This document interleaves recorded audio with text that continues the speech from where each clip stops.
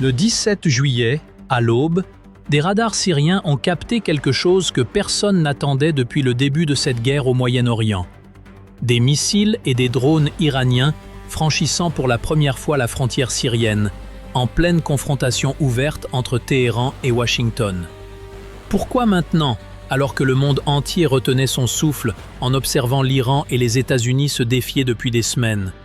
Et surtout, qu'est-ce que cela signifie pour la suite de cette guerre qui semblait jusque-là contenue au Golfe Persique? Pour comprendre ce basculement, il faut remonter quelques semaines en arrière, quand la tension entre l'Iran et les États-Unis a commencé à sortir des salons diplomatiques pour s'installer dans les eaux du Golfe Persique. Tout a débuté par une série d'incidents maritimes. Des tankers américains harcelés par des vedettes rapides des gardiens de la Révolution, des accusations réciproques de sabotage sur des installations pétrolières, puis des frappes ciblées sur des positions militaires que chaque camp attribuait à l'autre sans jamais l'admettre officiellement. Washington a répondu en envoyant un groupe aéronaval supplémentaire dans la région, avec un porte-avions stationné en alerte permanente en Méditerranée orientale, prêt à projeter sa puissance aérienne à tout moment. Des destroyers de classe Harley-Burke, équipés du système Aegis, capables d'intercepter des missiles balistiques en quelques secondes, ont pris position au large des côtes syriennes et libanaises, transformant cette mer autrefois calme en un échiquier militaire à haut risque. De son côté, l'Iran a multiplié les démonstrations de force, testant ses missiles balistiques Fatah et Khorramshahr lors d'exercices filmés et diffusés à la télévision d'État. Un message à peine voilé adressé à Washington. « Nous sommes prêts, ne nous sous-estimez pas ». Les tensions ont grimpé d'un cran après plusieurs frappes américaines visant des dépôts d'armes appartenant à des milices soutenues par Téhéran en Irak, provoquant la mort de plusieurs commandants iraniens de haut rang. Pour l'Iran, chaque frappe américaine devenait une humiliation qu'il fallait venger, une ligne rouge de plus qui se rapprochait dangereusement du point de rupture. Mais pourquoi la Syrie précisément? Ce pays déchiré par des années de guerre civile est devenu ces derniers mois un terrain stratégique disputé entre plusieurs puissances. Des forces pro-américaines et des groupes soutenus par des services de renseignement occidentaux et israéliens s'y sont installés dans certaines provinces, notamment dans l'est du pays, le long des routes que l'Iran utilise depuis des années pour acheminer des armes et du ravitaillement vers ses alliés au Liban. Cette route terrestre, surnommée par les analystes le corridor chiite, relie Téhéran à Damas puis à Beyrouth, et elle est vitale pour la stratégie régionale iranienne.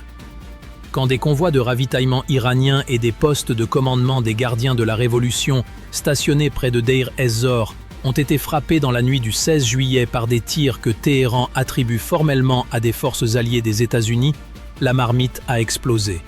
C'est ce point précis qu'il faut retenir. Selon les sources militaires iraniennes, ce sont des forces liées à Washington, opérant depuis des bases syriennes sous influence américaine, qui ont porté le premier coup en visant ces convois et ces postes de commandement. Téhéran a immédiatement qualifié cette attaque d'acte de guerre direct, affirmant que des officiers de haut rang des gardiens de la Révolution figuraient parmi les victimes. En quelques heures, l'appareil militaire iranien s'est mis en branle. Dans les sous-sols fortifiés de Téhéran, dans ce qu'on imagine être une salle de situation aux murs couverts d'écrans retraçant en temps réel les mouvements de troupes, la décision a été prise, riposter et frapper fort sur le sol syrien lui-même, là où se trouvaient les forces jugées responsables. Au petit matin du 17 juillet, les premiers missiles Fatah ont décollé de plateformes mobiles dissimulées dans les montagnes iraniennes. Ces missiles à courte portée, réputés pour leur précision redoutable, ont été rejoints par des tirs de missiles Khorramshahr à plus longue portée, capables de transporter une charge lourde sur plus de 2000 km. En parallèle, des essaims de drones Shahed, ces appareils bon marché mais mortels qui ont déjà semé la terreur dans d'autres conflits, ont traversé le ciel syrien en formation, cherchant à saturer les défenses anti-aériennes adverses avant l'arrivée des charges les plus lourdes. Les habitants de Deir ez-Zor et des villages environnants ont d'abord entendu un bourdonnement sourd, puis des explosions en cascade qui ont secoué les vitres et projeté des colonnes de fumée noire dans le ciel encore sombre. Imaginez un instant être réveillé en pleine nuit par ce grondement, courir pieds nus chercher vos enfants dans le noir, ne sachant pas si le prochain impact tombera sur votre toit. C'est exactement ce qu'ont vécu des milliers de familles syriennes cette nuit-là, prises une fois de plus, comme si souvent depuis le début de leur guerre civile, entre des puissances étrangères qui règlent leurs comptes sur leur sol. Des témoignages recueillis sur place décrivent des scènes de panique dans les rues, des hôpitaux improvisés débordés, des habitants fuyant à pied vers les zones rurales en pensant, à tort ou à raison, qu'elles seraient plus sûres. Les forces pro-américaines positionnées dans la région n'ont pas tardé à répliquer. Des chasseurs F-16 ont décollé de bases régionales alliées, rejoints peu après par des F-35 furtifs, ces appareils de dernière génération capables d'échapper aux radars ennemis, engagés pour intercepter certains des drones Shahed avant qu'ils n'atteignent leur cible. Un véritable balai aérien s'est déroulé au-dessus du désert syrien, entre missiles anti-aériens tirés depuis le sol et manœuvres d'évitement des pilotes. Selon plusieurs sources militaires, au moins 3 drones auraient été abattus par des tirs de précision, tandis que 2 missiles balistiques auraient été interceptés par des systèmes de défense déployés dans la région, sans toutefois empêcher plusieurs impacts directs sur des positions stratégiques.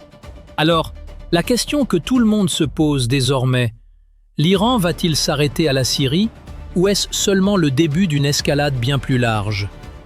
Certains analystes estiment que Téhéran a volontairement choisi un théâtre où il pouvait frapper sans attaquer directement le territoire américain, une manière de riposter tout en gardant une porte de sortie diplomatique ouverte.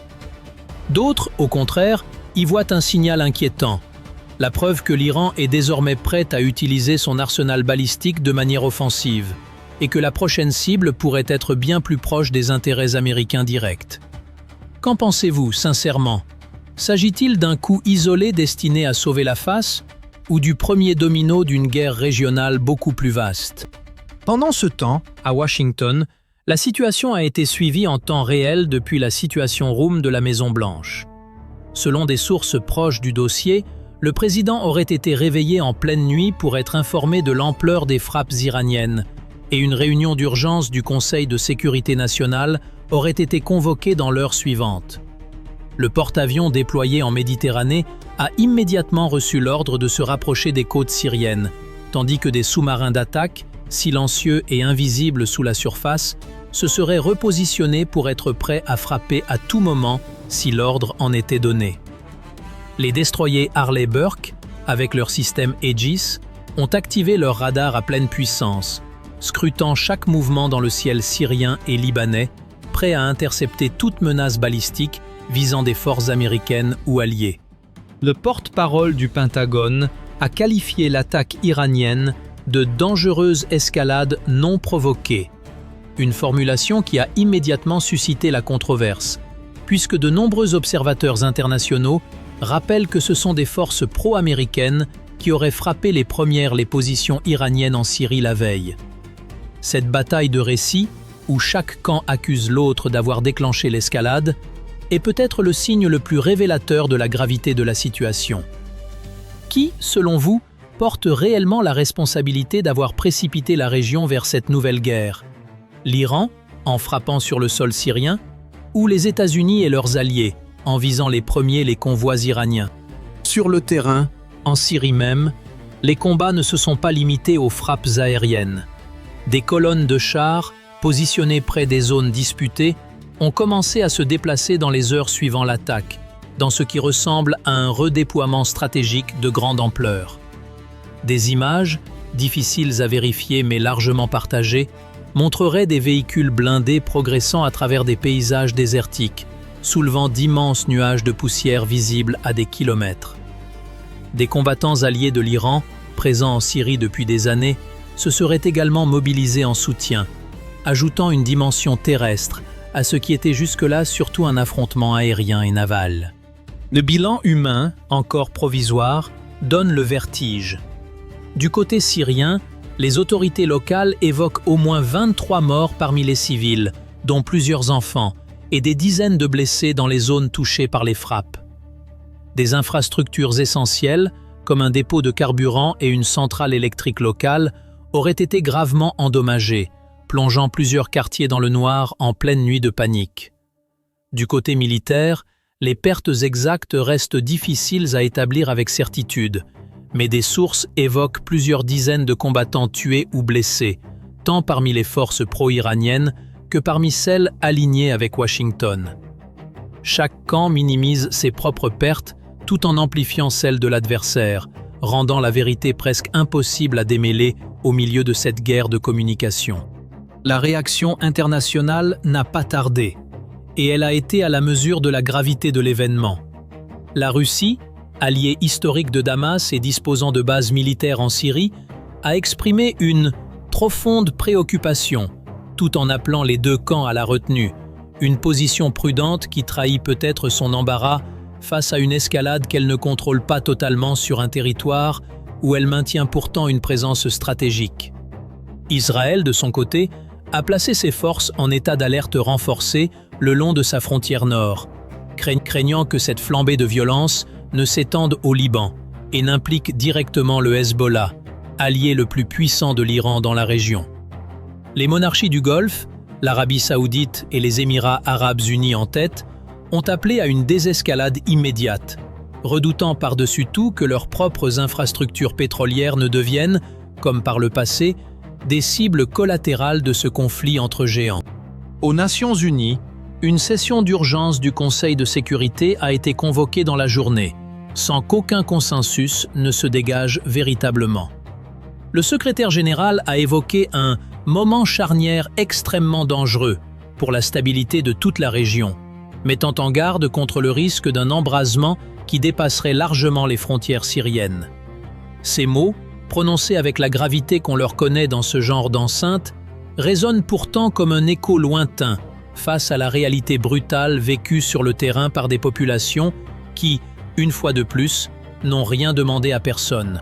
Ce qui rend cette situation si vertigineuse, c'est la vitesse à laquelle tout s'est enchaîné. En l'espace de quelques semaines, on est passé de tensions maritimes contenues dans le golfe Persique à des frappes balistiques directes sur le sol syrien, un territoire qui n'était jusque-là qu'un théâtre secondaire dans cette confrontation entre Téhéran et Washington. Beaucoup de spécialistes du renseignement estiment désormais que la question n'est plus de savoir si les États-Unis répondront directement, mais quand et avec quelle intensité.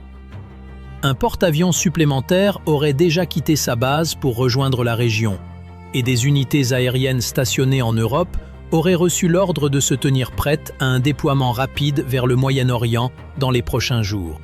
Accepteriez-vous, vous, que votre pays s'engage militairement de manière directe contre l'Iran après un tel enchaînement d'événements?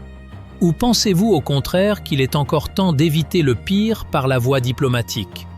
C'est exactement la question que se posent en ce moment les dirigeants occidentaux, tiraillés entre la nécessité de répondre fermement pour ne pas paraître faibles et la peur de déclencher un conflit ouvert dont personne ne peut prévoir l'ampleur ni la durée.